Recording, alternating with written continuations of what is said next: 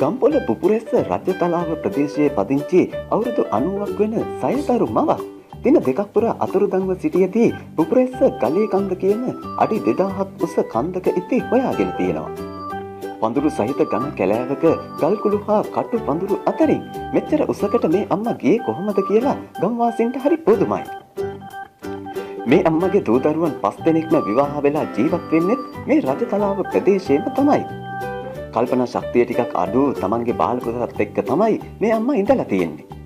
දැනට දවස් දෙකකට කලින් මේ අම්මා අතුරුදන් වෙලා කියලා දැනගත්ත ගම්වාසීන් ඒ පැත්තේ තිබ්බ හැම තැනකම මේ අම්මව හොයලා තියෙනවා. තරුණිය පිරිසක් මේ කන්දටත් නැගලා පොඩ්ඩක් බලමු කියද්දී හැමෝම පුදුම වෙලා මෙච්චර කොහොමද උඩකට යන්නේ කියලා.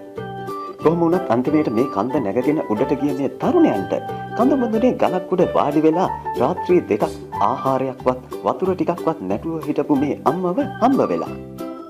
ඉතින් අපහසුවෙන් ඇය පහළට ඔසවාගෙන ආපු තරුණියෝ ටික ඇයව රෝහලට ඇතුළත් කරලා.